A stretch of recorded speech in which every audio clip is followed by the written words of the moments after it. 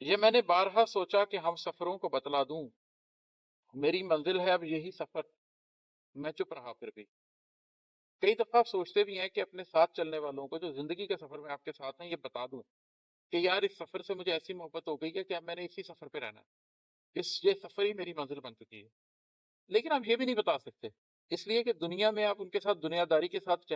چلتے رہتے ہیں، ان کے ساتھ چلتے رہتے ہیں۔ یہ تو انبیاء کی بھی سنت اور رہبانیت نے اختیار کی، دنیا میں دنیا کے ساتھ چلتے رہے، دنیا میں روزانہ دن کے کام کرتے رہے، راتوں میں اپنی ایک علیحدہ شناخت، اپنی ایک علیحدہ زندگی لے کر رب کے ساتھ ایک رشتہ جوڑا۔ تو آپ یہ بتا نہیں سکتے، لیکن یہ ایک رشتہ ہوتا ہے جو آپ کریٹ کر لیتے ہیں اور اس سفر پہ چل پڑتے ہیں بغیر کسی کو بتائے۔ مجھے ایک صاحب اسرار نے پیغام بھیجا تھا کہ سارے راز کہہ دے بے خطر، میں چپ رہا پھر بھی۔ کبھی ایسا بھی ہوتا ہے کہ کسی شخص پہ کھل جاتے ہیں کچھ اسرار اور وہ آپ کے پیچھے پڑ جاتا ہے کہ یہ بات دنیا کو بتانا ضروری ہے، لیکن آپ نہیں بتا سکتے۔ آپ لوگوں کو قلب کے سفر کا رستہ دکھا سکتے ہیں اور پھر یہ امید رکھ سکتے ہیں کہ میں 5 کروڑ لوگوں کو یہ بات بتا دوں گا،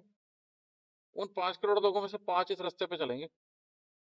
اور اس رستے پہ چل کر ان کو خود ہی پتہ لگ جائے گا۔ قلب کے سفر پر جب آپ کسی کو روحانیت پڑھانے لگتے ہیں تو بہت فساد ہوتا ہے، بہت فساد ہوتا ہے،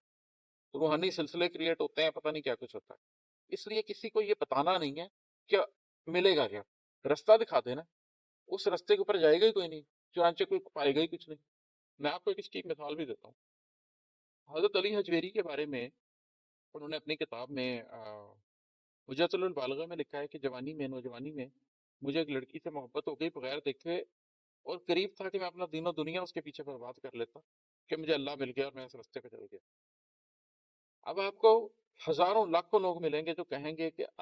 حضرت علی حجویری کو داتا گنج بخش بولے، اور ان کا بڑا مقام ہے اور ان سے بھی ایون دعا کروا لیں گے، لیکن یہ نہیں سوچیں گے کہ وہ ایک عام آدمی ہے جن کو ایک لڑکی سے عشق ہو گیا نوجوانی میں، آپ کے جیسے ہی تھے، انہوں نے کوئی راہ اختیار کی تو جو ملا سو ملا، آپ بھی اختیار کر لیں آپ کو بھی مل جائے گا۔ ہم آئنسٹائن کا مزار بنا کر تو نہیں بیٹھے ہوئے، آئنسٹائن کی فزکس پڑھتے ہیں اور آگے بڑھ جاتے ہیں، آئنسٹائن کو اپنا ولی سمجھتے ہوئے۔ یہ ویسٹ کی سنت پر ہم بھی عمل کر لیں تو اچھے رہ جائیں گے۔ روحانیت کا رستہ پوچھیں، قلب صاف کیسے ہوتا ہے، نفس کی دھلائی کیسے ہوتی ہے، اس رستے پہ چلیں، اگر کچھ کھلنا ہوگا تو آپ پر بھی کھل جائے گا، سلسلہ کوئی نہیں ہے۔